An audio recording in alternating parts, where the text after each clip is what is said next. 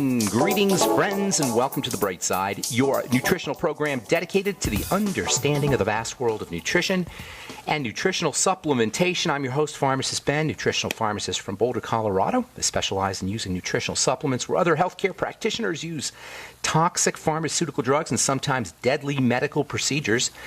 If you suspect that there are natural nutritional roads to your vitality and health and well-being and to addressing your health challenges, whatever they may be, but you don't know where to begin, you have come to the right place. As you listen to The Bright Side every day, you are more in control of your body. You are more and more knowledgeable, and you know you can overcome any health issue. That's why we're here every day on The Bright Side, helping clear up the sometimes confusing world of nutrition and nutritional supplementation. Over the last 29 years of practicing pharmacy, I've seen drug-free recoveries from diabetes, hypertension, obesity, skin diseases like psoriasis, eczema, rosacea, acne, digestive ailments, autoimmune issues of all kinds. Recoveries that by the standards of modern medicine can only be called a miracle, but what is in the world of the body, what is in the world of biology, standard operating procedure.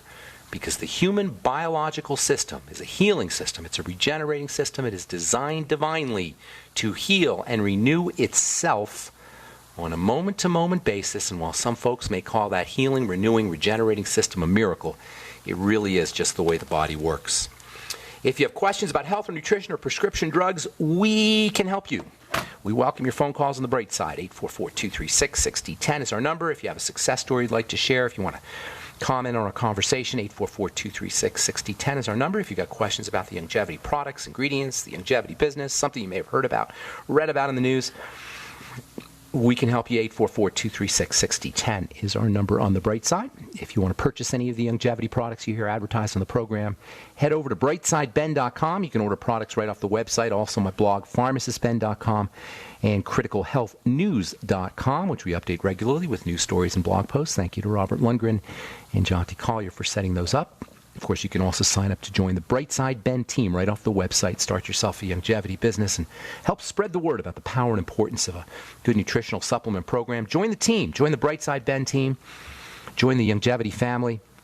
I've been part of the longevity family now for 18 years. And all I've seen is the company grow and help more and more people make money, help more and more people help other people. If you're interested in learning more, please call the Brightside Ben phone team, 866-735-2470. If you want to purchase any of our Truth Treatment products, you can go to truthtreatments.com and take a special look at our retinol 5% gel made with vitamin A, with retinol vitamin A as well as vitamin C. Never any preservatives, fragrances, fillers, waxes, water. Everything in a Truth Treatment product is going to be functional and active on your skin, and that's the way it should be. You shouldn't have to pay for stuff you're not using, and that's what wax is, and silicone and oil and fillers, etc. Okay, so we're talking fats. I just love the idea that fats are good for us. I love ideas that are out of the box, that are contrary to what most people think. And when you walk down the street and talk about fats to somebody who's uninitiated, who doesn't really understand nutrition or isn't participating in the world of nutrition, people don't have a good feeling about the idea of fats. We like the taste of fats, certainly, and there's a reason for that, because we need them. But fats are underappreciated. And I love the idea that you got this powerful nutritional element, fats, that we can exploit and we can leverage for the health of our skin, the health of our bones, the health of our organs, the health of our metabolism, the health of our blood sugar system. And it represents a place where we can work where most people haven't even considered. That's why EFAs are so important, and at the same time so underappreciated. Essential fatty acids, EFAs, omega-3s, omega-6s. Part of the reason why we don't really appreciate these things is because they're so confusing. The most important thing to know about essential fatty acids is the idea that they're essential. You need them. You better get them. And you're not going to get them in your diet, really, to any great extent, because of how we process our fats. Now, when EFAs are in the body, they're activated. And these activated EFAs are essentially hormones. They're called eicosanoids. We said that yesterday, and hope nobody's getting freaked out by the term eicosanoids. Eicoso means 20, noid means hormone. Eicosanoid, hormones that have 20 carbons. That's basically what it is. You can think of these as our inflammation hormones, or also our anti-inflammation hormones. Fats are used for a lot of things. Fats are used as a source of energy. Fats are part of the structure of our body. If you look at your gut or your butt, you'll see fats are obviously part of our body structure. They're also part of a cell structure. But what's less recognized is the fact that fats are hormones. They're signaling molecules. And I'm not even talking about the fact that our fat in our body actually makes hormones. Do you know there's a whole class, this is all in the last 10 or 15 years we've realized this, but our fat, our bodily fat, is actually a type of gland. It's actually making hormones. And some of those hormones it makes shut down our fat appetite, supposedly, unless we get resistance. That's a whole other story. I'm not going to digress there. But what's less recognized is that EFAs get switched on. They get switched on to make inflammatory and anti-inflammatory hormones. These eicosanoids go by the names prostaglandins. Most people have heard of that. But there's other ones too, leukotrienes, thromboxanes. Drug companies love these things because by controlling them, you can control inflammation and anti-inflammation, pharmacologically speaking, that is. Of course, you're always playing with fire when you dumb down the body or manipulate the body pharmacologically, but the point is they work. Aspirin is one of the most effective drugs ever discovered, and it works by modifying or controlling the way the body works with eicosanoids, the way the body turns essential fats into eicosanoids. So eicosanoids are hormones, but they're not made in glands. They're made by every one of the cells of the body. Regular hormones are made in the thyroid, the pancreas, the different glands of the body, but eicosanoids are made in all of the cells. That's because these eicosanoids have to work quickly. Inflammation and anti-inflammation represents emergencies in the body. At least inflammation does, so it has to happen quickly. And anti-inflammation has to balance that inflammation. So there's a rapidity. With the hormones, the typical hormones, they call them the endocrine hormones, the hormones that travel in the blood. Those have a certain time element. It has to go, the brain has to turn them on, and then they have to go to the messaging goes from the brain to the glands, and the gland makes the hormone travels in the blood. There's a certain time element that's required for the activity of thyroid hormone and insulin hormone and hormones that are made in the digestive system, and hormones, pituitary hormones and pineal hormones and thymus hormones, etc. There's a certain time element. Eicosanoids know instantly, boom, you get scratched, you get an inflammatory response. That's instantaneous. So your eicosanoids are made in all of the different cells of the body. Here's one of the most important, if not the most important thing to understand about these anti-inflammatory and inflammatory hormones. We control them. They're under our control in the sense that by food and by thoughts and feelings, our eicosanoid levels change. In fact, these two aspects of our livingness, of our being alive, are directly and inextricably linked to eicosanoid production. Our hormones of it, check this out, this is so important. Our hormones of inflammation and anti-inflammation, and we know that inflammation and anti-inflammation are aging and anti-aging. They're disease and anti-disease.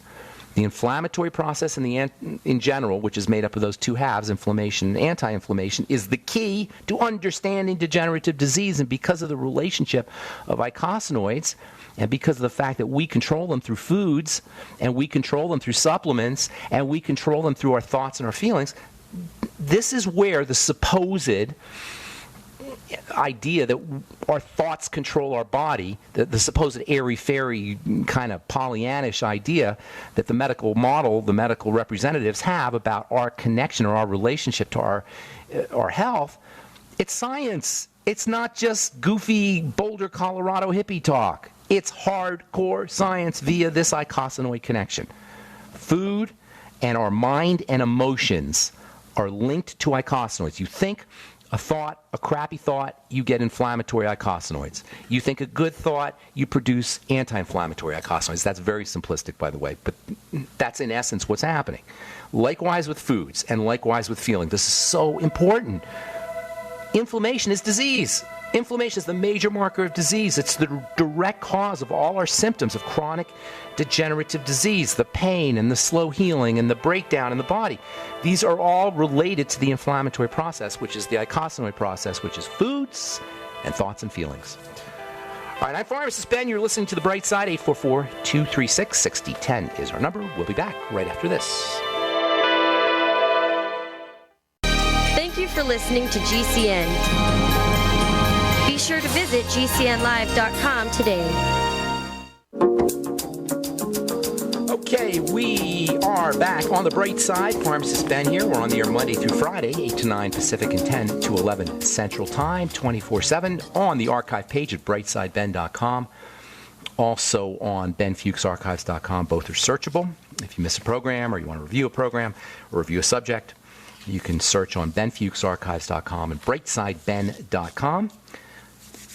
If you, we're doing videos too. Myself and John T. Collier are doing videos periodically, once a week or once every couple of weeks on criticalhealthnews.com, covering various subjects. So you can head over to criticalhealthnews.com. We have a little newsletter going on there too, criticalhealthnews.com. And if you're interested in purchasing our Truth Retinol Gel, 5% retinol, folks. You're not going to find that anywhere. 5% retinol, non-irritating, with vitamin C, no preservative, no fragrance, no wax, oil, surfactant, water, emulsifier, nothing your skin doesn't use. You can find out all about it at truthtreatments.com, truthtreatments.com. Okay, so eicosanoids are the control point for what happens in our body when it comes to inflammation and anti-inflammation, given the unbelievable, stupendous relevance of the inflammatory process to long lives, to living a long life, to longevity, and to the disease process. It becomes really important to pay attention to omega-3 and omega-6 fats, which are the precursors or the inactive form of these hormones, these eicosanoid hormones. After supplementing, after making sure you're using your ultimate EFAs, foods, thoughts, and feelings, I don't want to say after, together. Those are the ways you handle your fats. Supplementing, foods, and then ultimately thoughts and feelings as well. All foods are going to affect eicosanoids, all of them. Spinach, lettuce, tomatoes. When people say to me, oh, well, I eat only organic, or I only eat vegetables, it doesn't matter. All foods are going to cause an inflammatory response, all of them. Because when you think about it, inflammation represents defense, and when you eat a food, something's gotten into the body. Of course the defense system is going to perk up. Hey, what's going on here? What happened? Defense and inflammation go hand in hand. Inflammation is a defensive response. So no matter what you're eating, if you have an inflammatory condition after you eat, it's going to get worse. This is why fasting is so helpful. If you have rheumatoid arthritis, if you have any kind of arthritis, if you have any kind of inflammatory health issue, which is all of them, osteoporosis or skin problems, acne or eczema or psoriasis, it's going to get worse after you eat, no matter what you eat. This is why fasting is probably, if not the most, it's on the list of the top most important things you could do to improve any health condition. And if you throw in foods that cause intolerances or foods that cause allergic reactions, gluten and dairy and eggs, peanuts and legumes and soy, etc., you can see where we have participation, where we're complicit in our disease process or in our health process. One of the ways the inflammatory process shows up, maybe the most important, is as blood clotting. You guys, I'm telling you this as a healthcare professional. Lay people may not realize this, but we have an epidemic of clotting blood. To add to all of the other health epidemics we have. And because all disease starts off as dirty blood, all disease is cell disease, but dirty blood is what causes the cell disease, you can see why this is important. Blood clotting is such a significant issue that the most expensive and the most popular drugs in the world, among them, in the top 10 list every year, are your blood thinners. And you can't go 30 minutes on watching television without seeing Xarelto or Pradaxa or Eliquis, which are supposedly less toxic. And oh, by the way, these are eicosanoid, at least partially eicosanoid drugs, anti-eicosanoid drugs. You know, supposedly these things are less toxic than warfarin, and they may be, but that doesn't mean they're not toxic. That means they're just less toxic than the most toxic drug on the planet, warfarin, Coumadin. Inflammatory eicosanoids are going to thicken your blood. It's defense. It's the way the body protects itself. Clotting blood is less likely to hemorrhage all over the African savanna after we've been bitten by a tiger. Clotting blood is one of the generic ways the stress or emergency or inflammatory response shows up. It's also, clotting blood is less likely to transport poison. So when poison gets into the blood, and I'm talking literally through foods, toxins from foods get into the blood is going to clot. And when the blood clots, or I should say blood clotting is actually a good thing in this way because it keeps the poisons from traveling around. However, That's cool if there's poison once in a while, but over the course of months and years and decades of eating the wrong foods, of the wrong stuff getting into the blood, you end up with these immune complexes in the blood. White blood cells and thickening, sluggish red blood cells, and pieces and particles of food. These are called circulating immune complexes, CICs. And they're known to be not only a cause, maybe the cause of chronic degenerative disease and autoimmune disease especially. Autoimmune disease and circulating immune complexes go hand in hand. I remember talking to a gal, Beverly, maybe she's listening, and Beverly had a client, a friend, who was a professional NFL football player, famous guy, NFL football player. And this guy was going to have his kidney yanked out. And he did ultimately have his kidney yanked out because it was all clogged. You know why it was clogged? It was clogged with immune complexes because this guy had gluten intolerance and digestive distress his whole life. And I said to him, fast. I said to Bev, tell him to fast. Tell him to control his diet. He didn't listen. I never got to talk to the guy. He ended up losing a kidney. His career's over. It's so tragic. It's just common sense, you guys. Listen, the kidney processes the blood. It filters the blood. It's like a spaghetti strainer, a colander for the blood. When these circulating immune complexes build up in the bloodstream, in the circulation, it's not possible for them to at least begin to deposit in various soft tissues and joints and the kidneys. This is why food is so important, even though I know I run the risk every time I talk about it of being stereotyped as a food Nazi, and I'm not. I'm just saying if you have a chronic degenerative disease, all of these scientific links that we've been talking about, eicosanoids and circulating immune complexes and clotting blood, all of these hardcore biological links between our foods and our diseases have to be addressed. We have to pay attention to them. It's not about being some kind of purist about food. It's about if you have a degenerative issue and you're in pain and your life is being shortened and your family is dealing with it and you're paying through the nose to deal with drugs and doctors and the medical model, which can't help us. These represent options. If you're on Pradaxa, you're on Eliquis, you're on Xarelto, understand that the likelihood that your blood is clotting from food is pretty darn high. One of the fastest ways to thin the blood is to fast, to drink more water, to pay attention to foods. And by the way, fried fats, this is where fried fats are really a problem, big problem. And again, I'm not Mr. Food Nazi guy here. French fries are one of the worst foods you could ever eat. Donuts and potato chips, and through this great irony, because we're so fat-starved for good fat, all of us crave these kinds of foods. And you better believe food processors, chip companies, and French fry servers, they know this good and well. How much money do you think McDonald's makes on their French fries? They know that we're addicted to these things. They know that we can't get enough fried fats, especially if the fried fats are mixed with starch and salt and flavor enhancers, MSG and such.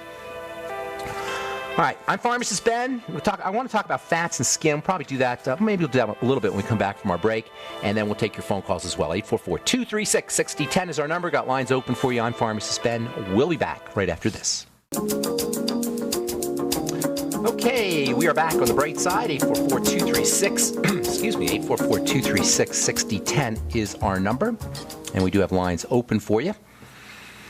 There's a particularly important relationship between essential fatty acids, EFAs, and the skin, and a lot of this has to do with eicosanoids. When you think about it, if these things are inflammatory and anti-inflammatory, that's their major role, it would make sense that the outer part of the body, which is the first part of the body that's going to be affected by any kind of invader, for the most part, except for food, will be loaded with eicosanoids, and it is.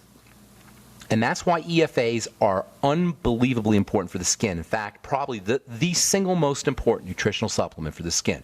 That's for good skin, that's to help maintain good skin, and it's also for diseased skin. EFAs equal skin health. That's as simple as I could put it. There isn't a single skin health issue, not a single one. Acne, psoriasis, eczema. I'm not including necessarily rosacea here because that's more of a vascular condition. But if you have a skin condition, you want to think about EFAs. The skin is the body's first line of defense. Eicosanoids are supposed to act quickly, instantly, and the skin is the first place where you're going to typically mount a defensive response. It doesn't involve food. So logically, the skin is loaded with these eicosanoids and eicosanoid-sensitive cells. You can get a surge of eicosanoids, a surge of activated EFAs. I hope you guys are hearing when I say eicosanoids, I'm saying active EFAs, activated EFAs. You can get a surge of activated EFAs just by scratching your skin. Instantly, you'll get a red spot. Instantly. That is the manifestation of the activities of eicosanoids, and that's how fast it is. There's a condition called dermographia, a really strange skin condition where people can actually write their hand on their skin by scratching.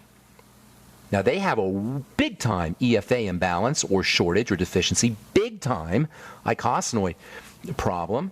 And now you know why. Now you understand the mechanism between eicosanoid issues, out-of-balance eicosanoids, too much inflammatory eicosanoids, or a buildup in inflammatory eicosanoids in the skin, and why you get this weird condition, dermographia, where you can actually scratch your name in your skin.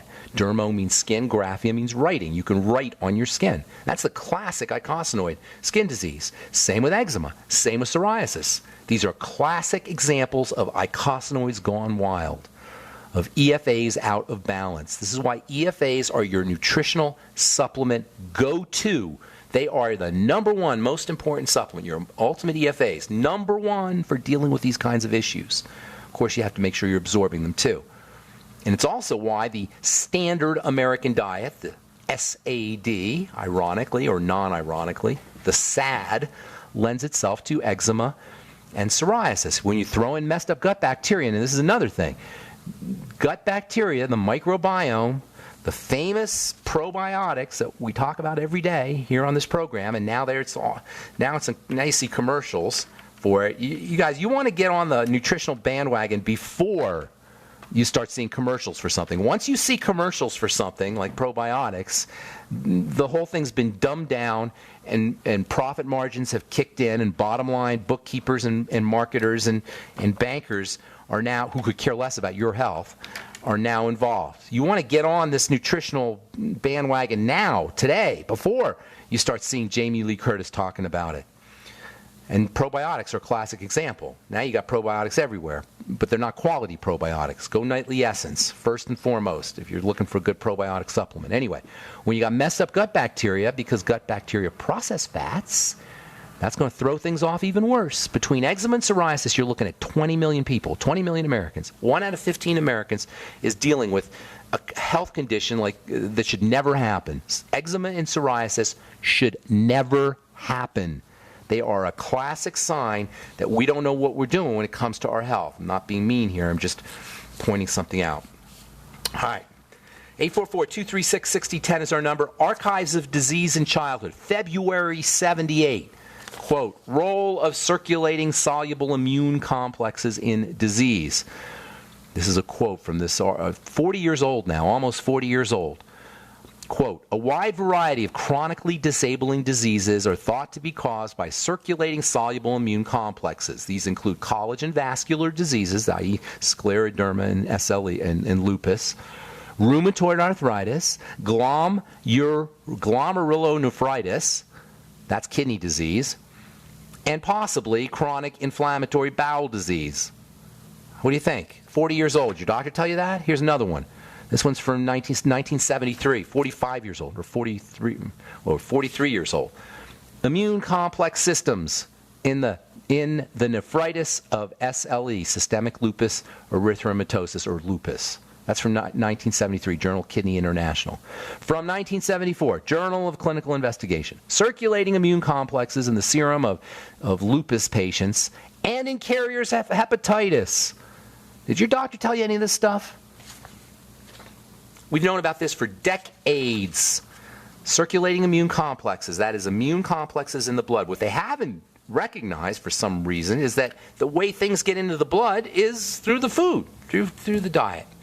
Okay, tomorrow we'll continue talking about skin, and then we'll talk a little bit about some cofactors that are involved in icosanoids, things that you need in addition to your EFAs, as we continue talking fats in the skin and fatty hormones in the skin on the bright side.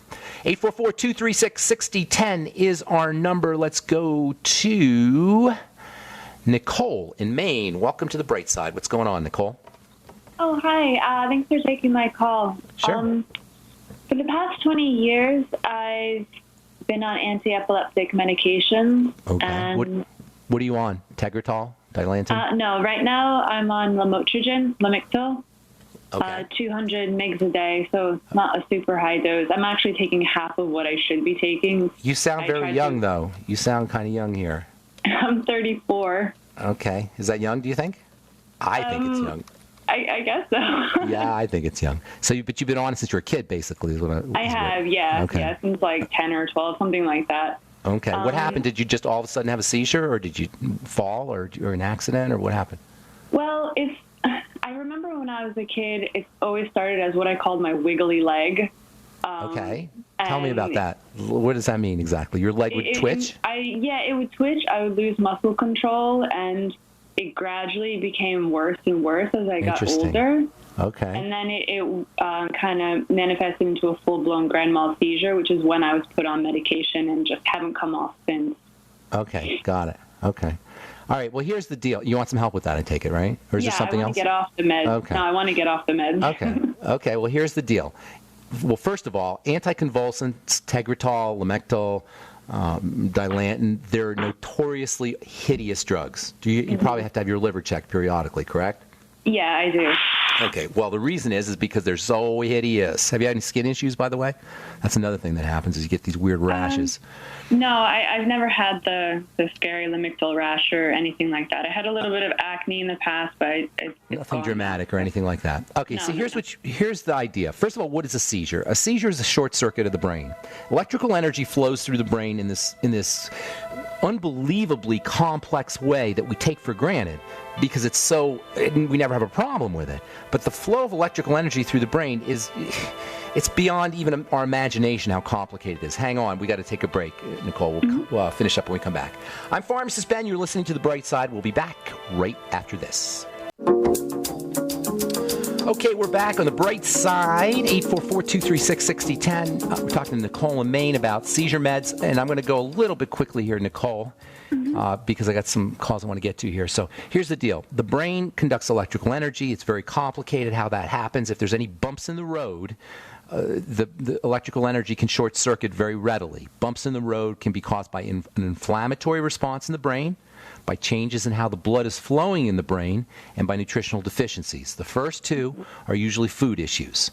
Okay, so you want to start to focus on foods, and it would help you to look for symptoms. Your anti-epileptic meds are keeping your brain seizures under control, but you got to have some digestive symptomology, even if it's just from the meds. The meds are going to cause digestive symptomology, either constipation or loose stools, one way or another. But you probably had a history that way. You might want to talk to your mom, see if there were problems that way. Focus on the digestive tract is what I'm saying. Do a food diary, eliminate problem foods, use your nightly essence and digestive enzymes to make sure you're processing foods. There's a very important relationship between gut bacteria and brain health. If you have any issues around leaky gut, that's going to make things more difficult. You understand what I'm saying? Patch up the gut. Second thing. Go ahead. I've just recently started a no grain, no sugar, That's no helpful. caffeine, no alcohol. Okay. Oh, none of the good stuff. All this stuff affects it. Yeah, none of the good stuff. No fun, basically. But Okay, I'm sorry, Nicole. It always affects it. So well, a seizure's no fun either. So, yeah, exactly. Start studying the ketogenic diet, by the way. Ketogenic. Okay, good. Start looking into that. Now, once you take care of the digestive system, you're going to want to stabilize the blood sugar system. Low blood sugar, hypoglycemia, can trigger seizures. So you want to keep the blood sugar as stable as possible. Eating less food, eating and the ketogenic diet. That's where the ketogenic diet excels, is it keeps your blood sugar stable. Oxygen is very important. Under conditions of low blood oxygen, you're more unstable in the brain, if you will. You're more prone towards seizure disorders. And then last but not least, supplements. A lot of good ones. EFAs, we've been talking about EFAs. Get on the best one you could find, the ultimate EFAs, 3 in the morning, 3 in the afternoon, 3 at night, 9 a day. Make sure you're using your fatty vitamins, especially A and D. D is a sun vitamin. That could be, a reason to get out in the sun. Vitamin E has a stabilizing effect on the brain. 400 IU a day of vitamin E is probably a good idea. Your B complex or your brain vitamins, B for brain, all of them, but especially thiamine and vitamin B12 and maybe niacin, but really all of them. And that's where the Beyond Tangerine is such an effective product. Vitamin C is just an important all-around primal panacea, as Thomas Levy calls it, good for everything. And then there's some minerals that might be helpful. Zinc is a very important brain mineral. So is iodine, and so is magnesium, which has some anti-seizure properties on its own. A couple interesting miscellaneous supplements for seizure disorders. GABA, G-A-B-A. You probably heard of that. Taurine, which is an amino acid, and glycine all have brain stabilizing effects, calming effects on the brain. And then do all this with your doctor. If he's prescribed your anti-epileptic meds, you got to work with him. It's not fair to do this without his participation, or at least, and don't take no for an answer. You don't have to listen to his advice, but you do have to keep him in the loop. You're entitled to do what you think is important to do for your body. It's your body, not his, but you do want to keep him in the loop if you're working with him. Okay? That's tons of information, Nicole. Good luck with everything. God bless you. I hope everything works out. Thank you. Okay. Take care. Bye-bye. Okay, let's go to Reed in Colorado. What's up, Reed? Welcome to the bright side, man. Can you hear me? I hear you. What's going on? I was just wondering if the hydrogen peroxide, or the food-grade hydrogen peroxide, would that help with oxygenation, whether you're ingesting it or kind of spraying it in your mouth? Not necessarily. IV might. Hydrogen peroxide's got some really interesting properties, though. Food-grade hydrogen peroxide. I brush my teeth with it. I make a food-grade hydrogen. I make a 10% solution of hydrogen peroxide from 33%, and it's a nice little tooth whitener. And it does have some really cool antiseptic properties. I don't think you're going to get oxygen through the bloodstream or through the digestive tract into the blood that way, though. That doesn't pass the biochemical smell test to me. Somebody could tell me how that would happen. Now, IV's a little different, and they do. I think they do use. I'm pretty sure they do use hydrogen peroxide IV. But in terms of oral hydrogen peroxide, I don't think oxygen is going to get into the blood through the digestive tract. You can't eat oxygen, is what I'm saying. Yeah, you'd probably have to go hyperbaric. Yeah, hyperbaric. Now that's different. Hospitals have hyperbaric oxygen for compromised patients, and that's one of those things that we would all benefit from. Hyperbaric oxygen. Athletes, football players will be on the oxygen, after they return a punt 100 yards or 90 yards or whatever. But we would all benefit that way. So hyperbaric oxygen, deep breathing, all of that. But getting it through the blood, I don't think that's going to happen. Or getting it through the digestive tract, I don't think that's going to happen. Go ahead. I'm sorry. One more thing is the microwave. If using that, is that going to denature any type? There's weird things about microwave. You're shooting radiation at this thing, microwave radiation at foods, and I've never seen any studies that show. I think there are a few, but it's not like it's definitive. You're going to have to. There's so many ways we're screwing up our food and our environment that you can just add that to the list.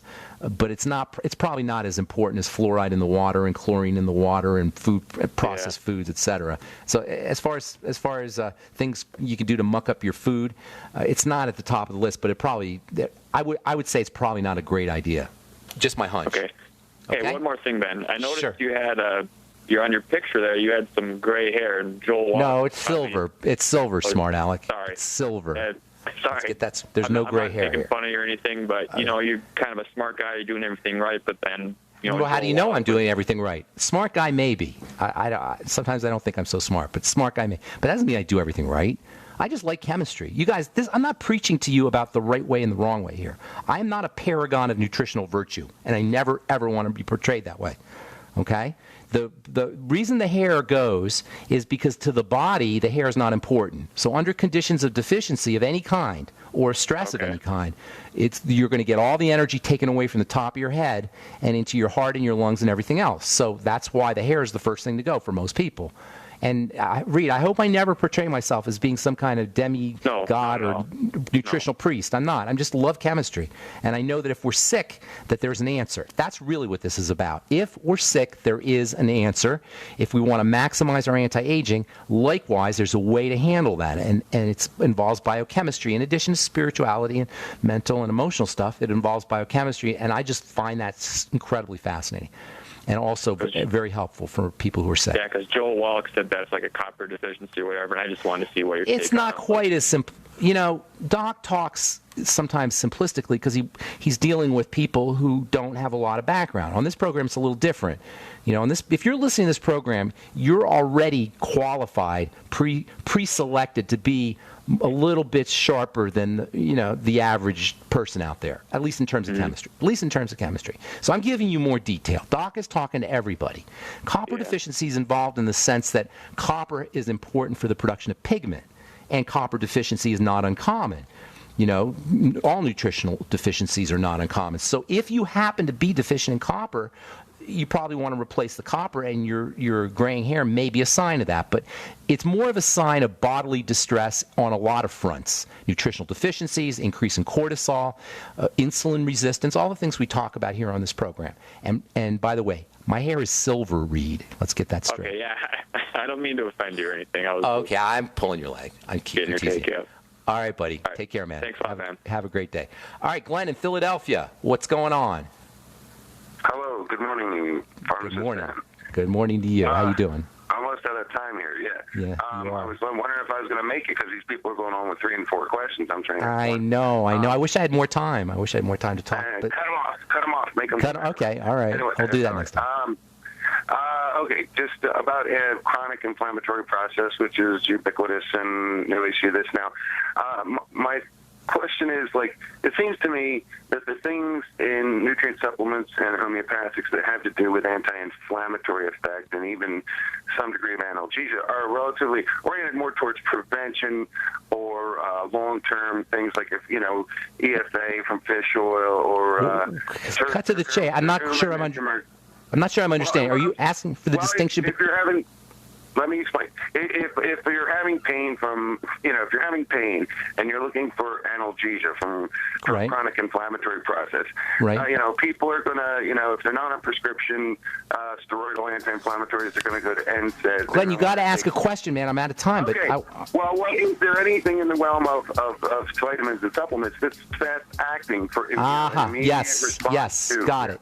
Got it. First of all, homeopathy is not really alternative. It's more like medicine, but milder medicine. But if you want instant results, vitamin C can sometimes give you instant results. Zinc, relatively instant results. Zinc can sometimes do that, and vitamin E, not instant, but pretty close to instant. Those are some nutritional elements that the body uses really, really quickly, and they're very easy for the body to process. Of course, the B complex as well. The water-soluble ones tend to be fast-acting, and you get quick effects from them. Vitamin E a little bit in the middle, I guess I'd say. Well, that's all the time we have. I apologize, Glenn. If you want to call back tomorrow, we'll get you first up. I'm Pharmacist Ben. You've been listening to The Bright Side on the Genesis Communication Network. We'll talk to y'all later. Have an awesomely beautiful day. I'm Pharmacist Ben. Bye for now.